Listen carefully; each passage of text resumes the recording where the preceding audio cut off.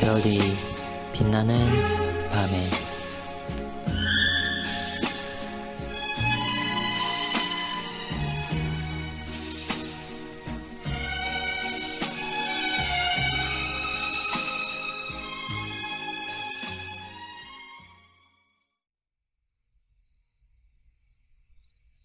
(65문에서 66문까지는) 94일차를 참고해 주시기 바랍니다.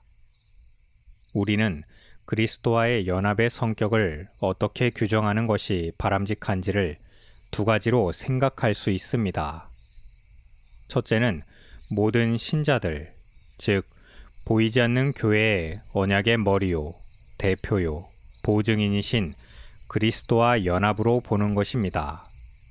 이것은 대교리문답 31문에서 은혜 언약을 맺은 두 당사자로서 그리스도와 모든 택자들 사이의 관계에서 잘 말해주고 있습니다.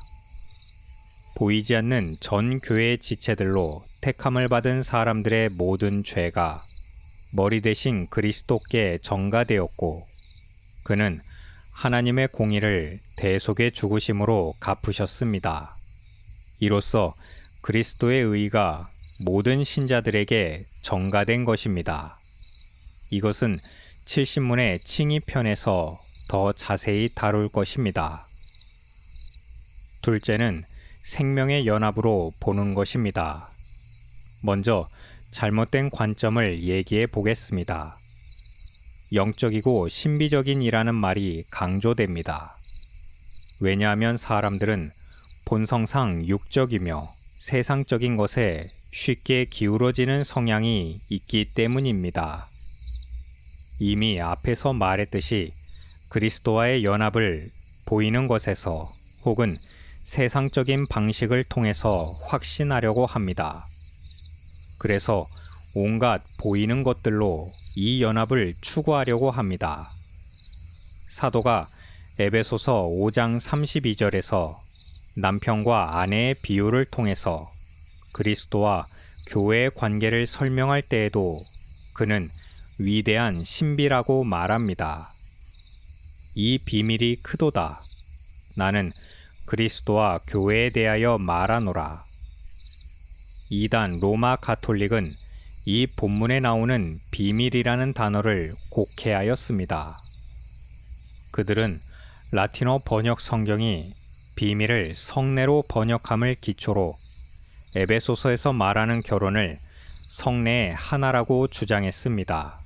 그리고 이런저런 이유로 주님께서 제정하신 2가지 성례 외에 5가지를 첨가하여 모두 7가지를 만들어 7성례라고 말합니다.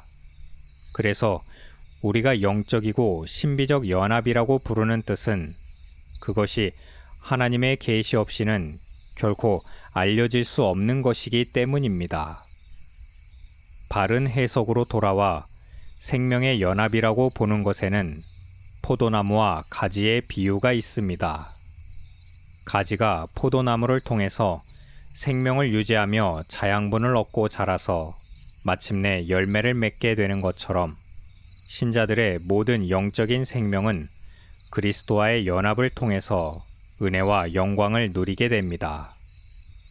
또한 골로새서 2장 19절에 머리와 몸의 비유를 통해서도 나타냅니다. 머리를 붙들지 아니하는지라 온 몸이 머리로 말미암아 마디와 힘줄로 공급함을 얻고 연합하여 하나님이 자라게 하심으로 자라느니라. 머리는 온몸을 지배하고 다스립니다. 비록 육신의 양식을 통해서 온몸이 건강을 유지할 수 있지만 온몸의 활동과 생명의 근원은 머리에서 나온다고 해야 합니다. 만일 그 두 부분 사이에 교통이 끊어졌다면 몸의 지체들은 죽은 것과 마찬가지가 될 것입니다. 그래서 그리스도와 신자의 연합은 모든 영적인 생명을 주는 것이며 활동의 근거가 됩니다. 다음으로 에베소서 2장 20절, 이사야 28장 16절에서 기초 위에 세워진 건물로 묘사되고 있습니다. 너희는 사도들과 선지자들의 터 위에 세우심을 입은 자라. 그리스도 예수께서 친히 모퉁이 돌이 되셨느니라. 이와 같은 비유처럼 보이지 않는 교회는 그리스도의 터 위에서 단단히 세워진 건물과 같습니다. 그리스도를 기초로 두지 않는 모든 건물은 모래 위에 세워진 것과 같습니다. 모래 위에는 튼튼한 건물이 설 수 없습니다. 만일 선다 하더라도 금방 무너져 버릴 것입니다. 그러나 그리스도는 반석이시고 산돌이십니다. 마지막으로 그리스도는 자신을 요한복음 6장 48절부터 55절에서 생명의 떡이라 말씀하셨고 내 살과 피를 마시는 자는 영생을 가졌다고 말씀하셨습니다. 이로써 신자들이 그리스도와 연합한다는 것은 생명의 연합이 되는 것입니다. 이 연합이 갖는 중요한 성격이 하나 있습니다. 이 연합은 하나님의 은총의 사역이라는 것입니다. 하나님은 모든 존재와 활동의 셈이며 기초가 되십니다. 그렇기 때문에 자연의 모든 일들이 그렇다면 은혜의 모든 사역 또한 하나님으로부터 나옵니다. 그래서 우리에게 발생하는 모든 육적이며 영적인 유익들은 하나님의 은총의 사역입니다. 바울 사도는 우리와 하나님의 관계에 대하여 고린도후서 6장 16절에서 이렇게 말합니다. 우리는 살아계신 하나님의 성전이라. 이와 같이 하나님께서 가라사대 내가 저희 가운데 거하며 두루 행하여 나는 저희 하나님이 되고 저희는 나의 백성이 되리라 하셨느니라. 이상 65문, 66문을 통해서 보이지 않는 교회가 누리는 특권으로서 그리스도와의 연합에 대해서 살펴보았습니다. 서두에 말했던 것처럼 우리는 교회는 영적이고 신비적인 연합이라는 것이 우리 모든 신앙과 삶의 터와 울타리가 되어준다는 사실을 잊지 마시기 바랍니다.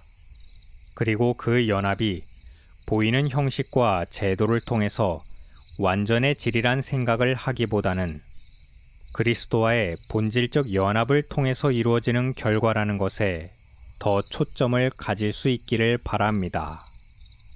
마지막으로 이 모든 사역이 오직 하나님의 은혜의 사역이라는 점, 그래서 우리 모두가 스스로 자만하지 않고 항상 겸손히 하나님과 사람 앞에 설 수 있기를 바랍니다.